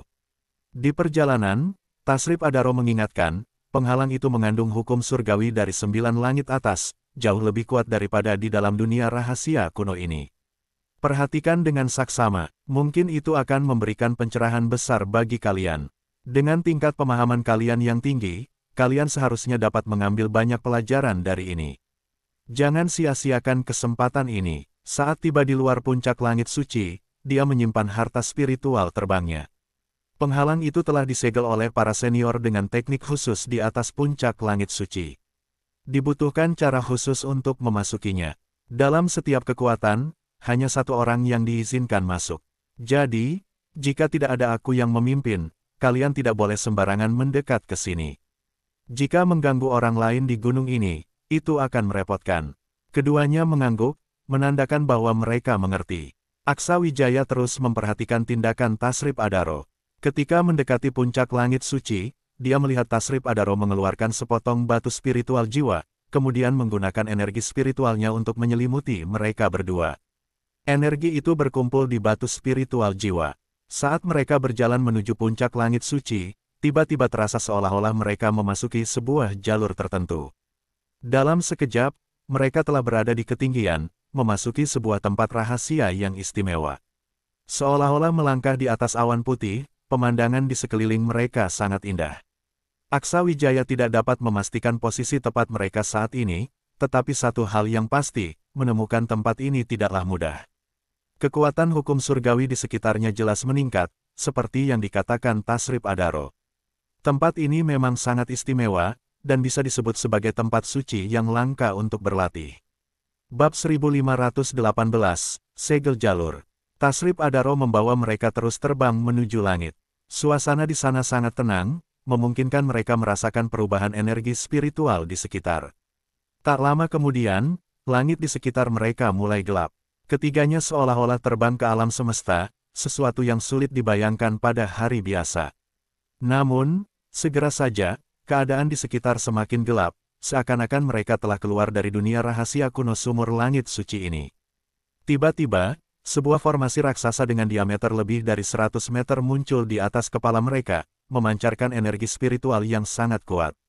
Aksa Wijaya dan rekannya terpesona, merasa sangat takjub. Itu adalah sebuah formasi segel yang sangat besar. Aura yang dipancarkan oleh formasi ini berbeda dari 9 benua, bahkan melampaui dunia rahasia kuno sumur langit suci. Mereka dapat dengan jelas merasakan kekuatan yang menakutkan dan mendominasi. Energi spiritual terus terpancar dari formasi itu. Aksa Wijaya merasa bahwa di bawah formasi besar ini, energi spiritualnya tampak begitu kecil. Aura yang terpancar dari sini kemungkinan jauh melebihi tempat leluhur klan dewa. Seolah menyadari perubahan emosi Aksa Wijaya dan rekannya, Tasrip Adaro berkata langsung, "Kupikir kalian sekarang seharusnya sudah bisa merasakan keistimewaan tempat ini, bukan? Selama kalian tetap tenang tinggal di dunia rahasia kuno sumur langit suci, kapanpun kalian ingin datang ke sini, aku bisa membawamu untuk berlatih. Bagaimana menurut kalian?" Aksa Wijaya tersenyum dan menjawab, "Guru sudah mengatakan demikian, tentu saja kami tidak akan menolak." Tasrip Adaro jelas puas dengan jawaban Aksa Wijaya. Dia melanjutkan, "Baiklah, situasi sekarang pada dasarnya masih stabil. Seharusnya tidak ada yang akan mengganggu kalian di sini. Biasanya, hanya aku dan tuan dari bukit belakang yang sering datang ke sini. Jangan coba-coba membongkar formasi ini sembarangan, karena kemungkinan besar akan ada efek balik. Aku tidak ingin kalian menghadapi bahaya sebelum benar-benar bangkit. Itu hanya akan merepotkan." Setelah selesai berbicara, Tasrip Adaro terbang ke samping dan duduk bersila untuk berlatih. Dia sering tinggal di sini untuk berlatih, dengan harapan bisa segera memasuki level berikutnya. Oleh karena itu, dia harus memecahkan formasi ini secepat mungkin. Melihat gurunya mulai berlatih, Aksa Wijaya dan Endok Ayu saling pandang. Mereka dapat melihat kegembiraan di mata masing-masing. Meski Endok Ayu bukan ahli formasi, selama bertahun-tahun dia telah memecahkan banyak formasi. Dengan bakatnya yang luar biasa, formasi di depan mereka mungkin hanya sebuah formasi bagi orang lain. Namun, baginya, yang lebih menarik adalah kekuatan hukum alam yang terkandung di dalamnya. Hukum tersebut tidak mudah dihilangkan, memancarkan aura yang luar biasa kuat. Aksa Wijaya tersenyum kecil, jelas sedang dalam suasana hati yang baik. "Kamu rasakan baik-baik, aku juga akan mulai mencoba." Mereka berpisah, masing-masing menuju arah yang berbeda untuk merasakan wawasan baru yang dibawa oleh formasi besar ini. Saat itu, Aksa Wijaya langsung bertanya pada Gendis dan Arlin Salodik. Dia telah menggunakan kesadaran spiritualnya untuk merasakan aura formasi besar tersebut, memungkinkan mereka juga merasakannya. "Bagaimana rasanya?" Gendis dan Arlin Salodik hampir berseru bersamaan, "Sangat kuat." Arlin Salodik berkata, "Formasi ini sudah melampaui pengetahuan saya. Metode dari dunia 9 langit atas memang tidak bisa dibandingkan dengan yang ada di 9 benua. Banyak aura formasi yang sangat misterius, bahkan saya tidak pernah mendengarnya sebelumnya. Jika memungkinkan, saya ingin memasuki formasi ini dan tinggal di sini untuk berlatih. Beberapa tahun pun tidak masalah, karena pasti kemampuan saya akan mengalami peningkatan besar. Gendis berkata, itu juga pemikiran saya. Namun, saya lebih penasaran dengan kondisi di dunia 9 langit atas. Tuan Muda, jika suatu saat ada kesempatan, Anda harus membawa kami ke sana. Di sana kita bisa mencari seorang ahli formasi untuk berdiskusi. Itu pasti akan sangat bermanfaat bagi kami. Mendengar hal itu, Aksa Wijaya tersenyum dan berkata, kalau begitu, apa lagi yang kita tunggu? Kalian masuklah dulu ke dalam formasi ini untuk merasakannya. Ketika saya memutuskan untuk pergi, saya akan kembali untuk menjemput kalian. Tapi kalian tidak boleh menghalangi persepsi saya. Sekarang belum waktunya bagi kalian untuk menutup diri untuk berlatih. Gendis sangat bersemangat. Tenang saja, kami tidak akan menghalangi urusan penting Tuan Muda. Selain itu, Anda memiliki teknik formasi dewa. Formasi di dalamnya pasti tidak kalah hebat dibandingkan formasi ini. Sayangnya, Anda belum memiliki waktu untuk memahaminya sepenuhnya. Jika tidak, kemampuan Anda dalam formasi pasti akan meningkat secara drastis. Pada saat itu, bahkan tanpa bantuan kami, Anda pasti bisa mengatasi banyak formasi sendiri. Aksa Wijaya menjawab, teknik formasi dewa membutuhkan waktu hingga ratusan tahun untuk dipelajari secara mendalam. Saat ini, yang saya kuasai lebih berfokus pada cara menghancurkan formasi. Cukup bagi saya untuk menyelesaikan masalah yang ada di depan. Bakat saya dalam formasi sebenarnya tidak terlalu kuat. Dengan bantuan kalian, saya lebih baik fokus pada seni bela diri lainnya. Jika suatu hari saya tidak bisa maju lebih jauh, saya akan mengambil waktu untuk mempelajarinya dengan tenang. Aksa Wijaya memiliki pandangan yang sederhana. Bagi dirinya, teknik formasi dewa mungkin adalah salah satu pilihan terakhirnya. Energinya saja tidak cukup untuk membagi perhatian ke seni bela diri lain. Selama dia bisa fokus pada metode penghancuran formasi, itu sudah cukup untuk menghadapi masalahnya. Bagaimanapun, yang dia butuhkan hanyalah membongkar formasi, memasuki ruang rahasia, atau melarikan diri dari jebakan musuh. Dia lalu membawa Gendis dan Arlin Salodik masuk ke dalam formasi. Dengan kemampuan dan identitas mereka, selama tidak melakukan sesuatu yang sembrono, mereka tidak akan terkena dampak buruk dari energi spiritual di dalamnya. Aksa Wijaya, bersama Endok Ayu, mulai merasakan energi spiritual unik yang mengalir di atas formasi ini. Baginya, hal itu jauh lebih penting.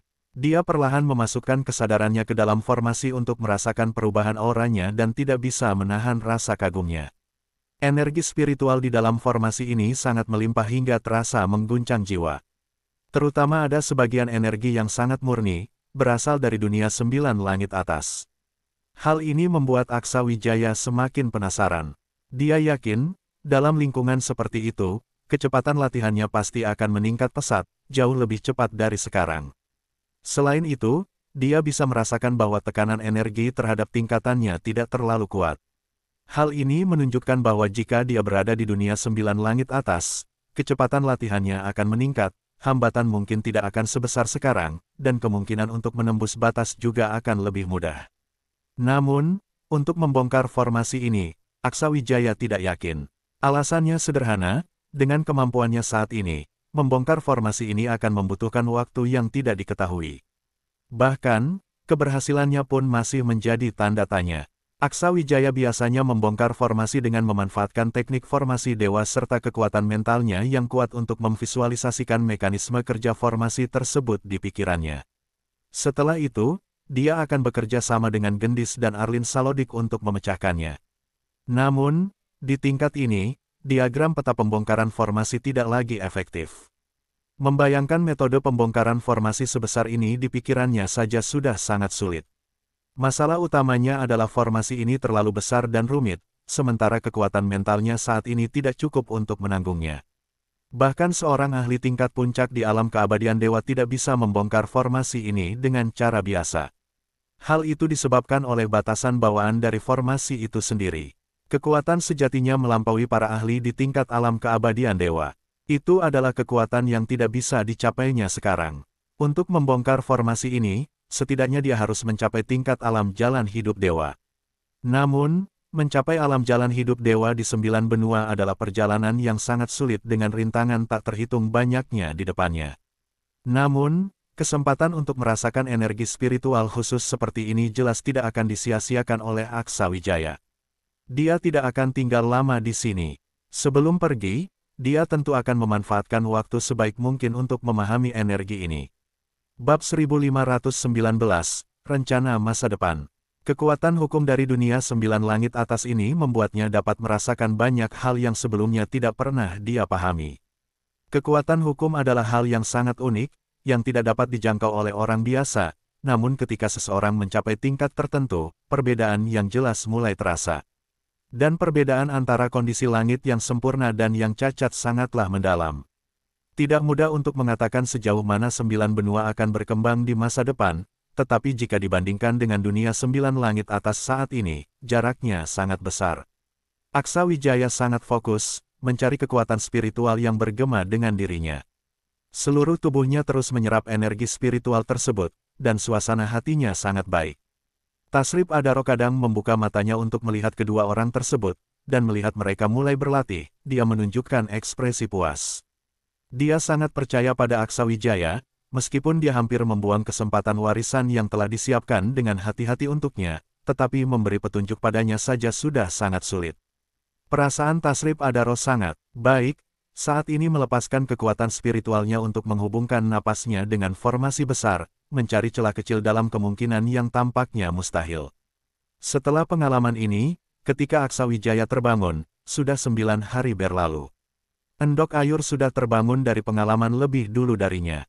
Pengalaman ini akan memberikan banyak manfaat untuk latihan mereka di masa depan, tetapi mereka tidak bisa melakukannya terlalu sering, karena itu akan mempengaruhi pelatihan mereka di 9 benua. Berlatih sesekali di sini memberikan banyak manfaat, tetapi jika dilakukan terus-menerus, malah bisa merugikan. Tasrip Adaro melihat dia terbangun dan berkata dengan kagum, ternyata aku tidak salah menilai kamu, bahkan bisa merenung begitu lama. Sepertinya hasilnya cukup baik, ya. Aksa Wijaya mengangguk, benar sekali, energi di sini sangat unik, memberi banyak manfaat untukku. Meskipun dia berkata demikian, dia diam-diam menarik Endok Ayur dan yang lainnya kembali. Tasrip Adaro membawa mereka pergi, dan mereka perlahan turun hingga akhirnya kembali ke atas awan. Setelah meninggalkan tempat tersebut, ketiga orang itu muncul di luar puncak langit suci, tepat di tempat yang sama saat mereka masuk. Sayangnya, Aksa Wijaya sulit merasakan lokasi formasi besar di sini. Kalau ada kesempatan, mungkin bisa langsung terbang ke sana untuk melihat apakah kita bisa menemukan tempat itu, pikirnya dalam hati. Sementara itu, Endok Ayur dengan hati-hati bertanya pada Tasrip Adaro, apakah ini pintu masuk ke tempat rahasia itu? Kenapa masuk dan keluar selalu di sini? Tasrip Adaro menjawab, bukan begitu juga. Selama kamu memegang benda ini, kamu bisa masuk dari arah mana saja dan akan dipindahkan ke sana. Singkatnya, untuk pergi ke sana, kamu harus memegang benda ini. Jangan buang-buang waktu mencoba cara lain, itu sia-sia. Jika kita bisa menemukannya, sumur langit suci ini tidak akan ada rahasianya lagi. Setelah itu, dia menoleh ke Aksa Wijaya, apakah kamu masih ingin memberi salam pada senior itu? Aksa Wijaya berpikir sejenak, lalu menggelengkan kepala. Senior itu tidak suka diganggu, jadi saya tidak akan pergi. Tasrip Adaro tersenyum, kamu memang pintar melihat orang.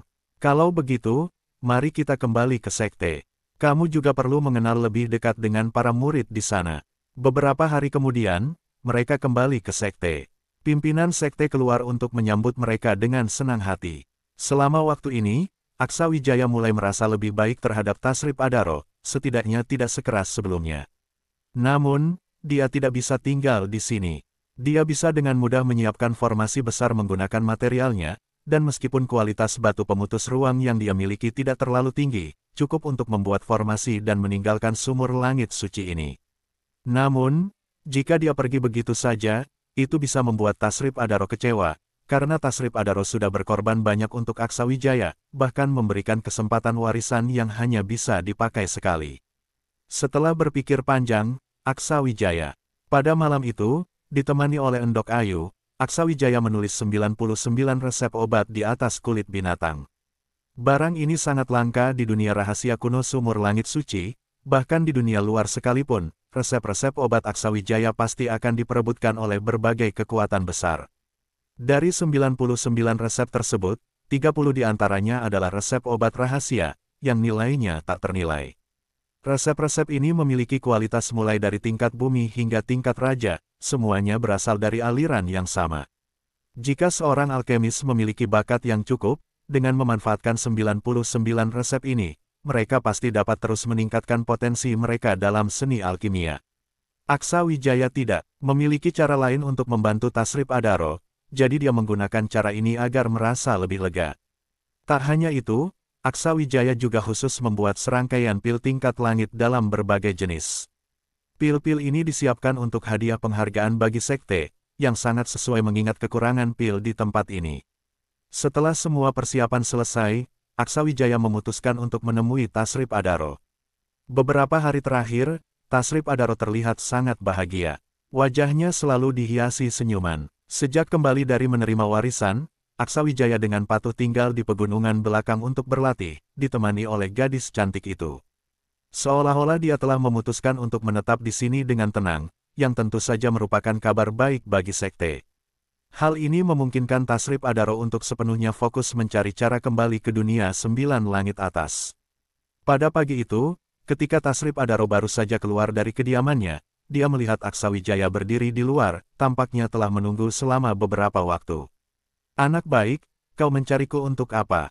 Aksawijaya menjawab, "Ini adalah pil yang aku buat sebelumnya. Ada 70 pil tingkat langit ke atas, terdiri dari 16 jenis. Kualitasnya sangat baik. Anggap saja ini sebagai hadiah perkenalan dariku untuk sekte." Tasrip Adaro terkejut menatapnya. "Pil, kau yang membuatnya. Kau seorang alkemis." Aksawijaya mengangkat telapak tangannya, menyalakan api di sana sebagai bukti bahwa dia tidak berbohong. Tasrip Adaro berkata, "Seorang alkemis tingkat langit semudah ini sangatlah langka. Awalnya kukira kau hanya berbakat dalam latihan, ternyata kau juga memiliki bakat luar biasa dalam alkimia. Bagus, sangat bagus. Sekte kita sangat beruntung." Aksawijaya kemudian mengeluarkan kulit binatang dan menyerahkannya langsung pada Tasrip Adaro. Setelah menerima kulit tersebut, Tasrip Adaro tertegun sejenak. Ketika dia membukanya, dia melihat berbagai resep obat di sana, lengkap dengan tingkatan. Beberapa resep berkualitas tinggi bahkan mencantumkan metode pembuatan dan hal-hal yang harus diperhatikan selama proses tersebut, semuanya sangat rinci. Melihat deskripsi tentang pil-pil ini, dia jelas terkejut. "Resep obat yang begitu berharga, apa maksudmu?" Aksawijaya tersenyum dan berkata, "Tidak ada apa-apa, anggap saja ini hadiah perkenalan kedua. Resep-resep ini sudah tidak ada gunanya bagiku, tetapi bagi sekte, nilainya sangat besar. Cari beberapa alkemis berbakat untuk mencoba membuatnya. Menjadi alkemis tingkat langit seharusnya bukan hal yang sulit, dan mereka tidak perlu menempuh jalan berliku." Dengan penglihatan dan wawasan Tasrip Adaro yang luar biasa, dia tentu memahami arti dari resep-resep ini. Meskipun dia bukan seorang alkemis, dia telah mempelajari banyak hal tentang bidang ini di masa lalu. Namun, sambil memegang resep-resep ini, Tasrip Adaro justru mengernyitkan dahi, merasa ada sesuatu yang tidak beres. "Anak muda, sebenarnya apa yang kau rencanakan?" Seperti sedang meninggalkan pesan terakhir. Aksawijaya buru-buru menggelengkan kepala. "Tentu saja tidak. Jangan berpikir macam-macam. Aku hanya akan melanjutkan masa pengasingan untuk sementara waktu di pegunungan belakang. Aku tidak ingin diganggu. Mengenai bagaimana membagi semua ini, terserah padamu, guru. Untuk saat ini, inilah yang bisa kuberikan kepada sekte." Tasrip Adaro mengangkat alisnya dan berkata, "Kau ingin mengasingkan diri lagi?" Aksawijaya mengangguk tanpa menjelaskan lebih jauh, lalu berbalik meninggalkan tempat itu menuju pegunungan belakang. Bab 1520, pergi dengan diam-diam. Meskipun tidak tahu apa yang dipikirkan oleh Aksawijaya, Tasrip Adaro tidak memiliki alasan untuk menolak. Namun, selama Aksawijaya tetap tinggal di sini, dengan tenang, dia pun tak perlu terlalu khawatir. Adapun tindakan Aksawijaya yang aneh, meskipun terasa janggal, dia merasa tak perlu menyelidikinya lebih dalam. Mungkin saja pihak lain hanya ingin menunjukkan niat baiknya. Melihat pil dan resep obat yang diberikan Aksawijaya di tangannya, mata Tasrip Adaro bersinar. Kini, setelah lebih tenang, dia merasa sangat tertarik dengan resep-resep tersebut. Dia yakin bahwa resep-resep ini sangat unik, terutama karena Aksa Wijaya telah mencantumkan detailnya dengan jelas. Pil pendukung dan penyelamat nyawa ini tampaknya memiliki bahan utama yang sama. Dikombinasikan dengan bahan lain, efeknya dapat bervariasi tergantung pada waktu penggunaan. Seni alkimia ini benar-benar luar biasa, penuh perubahan dan inovasi. Sayangnya, perkembangan seni alkimia di Sumur Langit Suci sangat lambat dalam beberapa tahun terakhir. Resep ini bisa saya berikan sebagian kepada Tuan Besar sebagai bentuk permintaan maaf. Sementara itu, di sisi lain, Aksa Wijaya telah kembali ke tempatnya untuk berlatih secara tertutup. Endok Ayu sudah lama menunggu. Kakak, apakah kamu benar-benar berniat berlatih di sini secara tertutup? Aksa Wijaya tersenyum dan berkata, tentu saja tidak. Hanya saja, tidak sopan jika langsung pergi. Kali ini, saya sudah menerima bantuan yang sangat besar. Tanpa warisan itu, jangankan meningkatkan level kultivasi, mungkin saya harus menghabiskan beberapa tahun hanya untuk pulih kembali. Jika level kultivasi terus menurun untuk waktu yang lama, dampaknya juga tidak akan kecil bagi saya. Endok Ayu berkata, energi di 9 langit atas benar-benar memikat hati.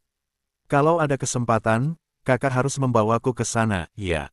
Aksa Wijaya tersenyum, tentu saja, itu tidak masalah. Tapi kamu juga harus rajin berlatih. Kalau tidak, saya pun tak bisa banyak membantu. Apalagi, persaingan di sana pasti jauh lebih sengit daripada di 9 benua dan dunia besar. Sebaiknya kamu fokus dulu di sini.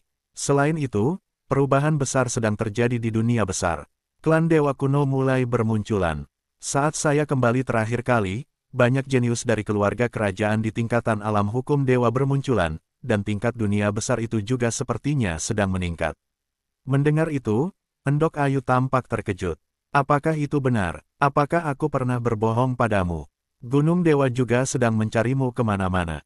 Kalau aku tidak cukup hebat, mungkin sekarang aku sudah tertangkap dan disiksa oleh ayahmu.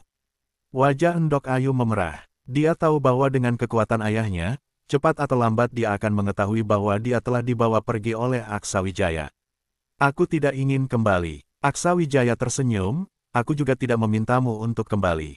Dulu Abimanyu memaksamu pergi, aku kalah kekuatan darinya. Sekarang, selama kamu tidak ingin pergi, bahkan Raja Langit pun tidak akan bisa membawamu pergi dengan paksa. Itu kata-kataku, Aksa Wijaya. Setelah berkata demikian, Aksa Wijaya tampaknya memikirkan sesuatu. Namun, ada satu hal yang menurutku perlu kuberitahukan kepada klan dewa.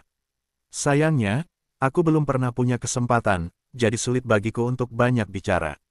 Pada awalnya, Endok Ayu sangat senang mendengar Aksa Wijaya berkata demikian. Tetapi setelah mendengar kalimat terakhirnya, ekspresinya menjadi sedikit bingung.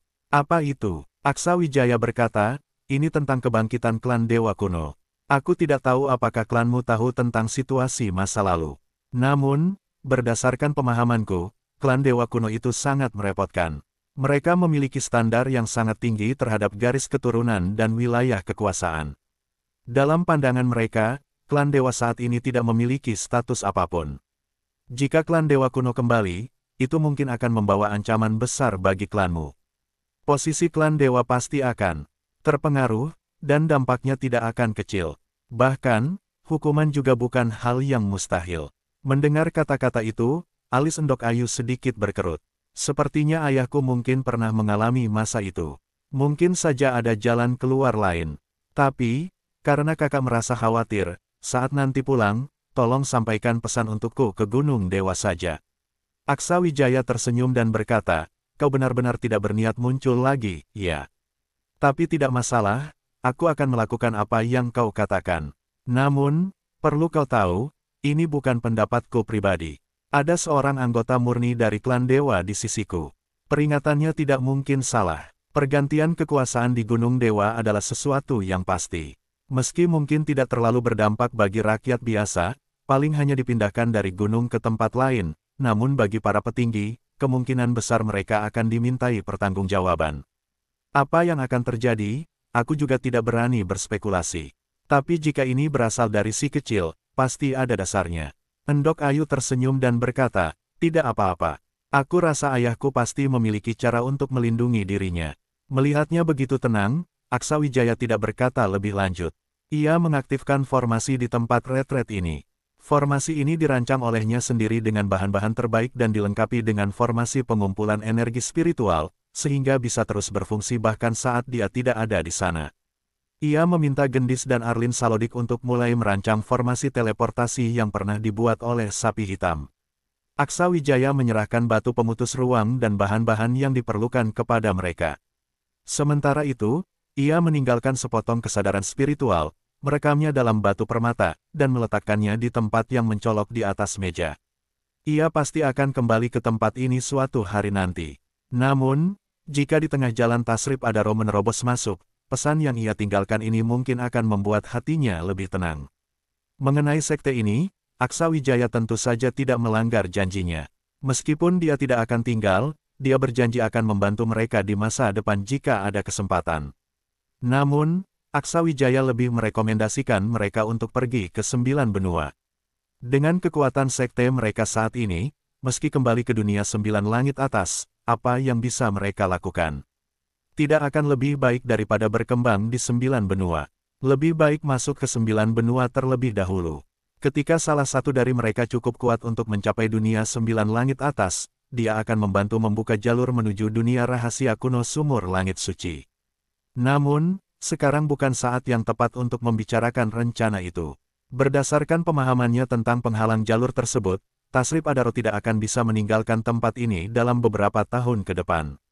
Jadi, urusan sekte ini masih bisa ditunda. Proses pembuatan formasi teleportasi itu sebenarnya tidak terlalu sulit. Karena hanya untuk sekali pakai dan bersifat satu arah, kompleksitasnya serta kebutuhan bahan menjadi jauh lebih rendah. Gendis dan Arlin Salodik bekerja sama merancang formasi ini dengan sangat mudah tanpa hambatan apapun, baik dari dalam maupun luar. Hanya dalam setengah hari, formasi itu telah selesai. Arlin Salodik memastikan koordinat 9 benua, lalu memberitahu Aksa Wijaya. Kapan saja bisa diaktifkan. Setelah formasi diaktifkan, mungkin akan terjadi gelombang energi spiritual yang cukup besar. Namun, sebagian besar akan diserap oleh formasi di sekitarnya, jadi tidak perlu terlalu khawatir. Kita bisa pergi kapan saja. Keduanya kembali ke tubuh Aksa Wijaya. Melihat formasi itu, yang hampir identik dengan rancangan sapi hitam, Aksa Wijaya tidak ragu-ragu dan langsung mengalirkan energinya ke dalamnya, menyalakan formasi tersebut. Formasi mulai bekerja. Gelombang energi spiritual yang dahsyat merobek ruang, menciptakan celah. Dari celah itu, Aksa Wijaya bisa merasakan aura 9 benua yang sangat kental. Tanpa berkata apa-apa lagi, ia membawa Endok Ayu masuk ke dalamnya. Di dalam sekte, Tasrip Adaro tiba-tiba merasakan gelombang energi spiritual yang cukup kuat dari punggung gunung. Alisnya berkerut. Ada apa ini? Apa yang dilakukan bocah itu? Mengeluarkan energi spiritual sebesar ini, sedang berlatihkah dia? Ketika dia pergi ke punggung gunung, gelombang energi itu telah lenyap. Formasi di dalam gua masih berjalan, dan Aksa Wijaya sudah memulai retretnya. Tidak jelas kapan dia akan bangun lagi. Tasrip Adaro tidak mengganggunya dan pergi meninggalkan tempat itu. Bersambung ke bab 1521. Terima kasih.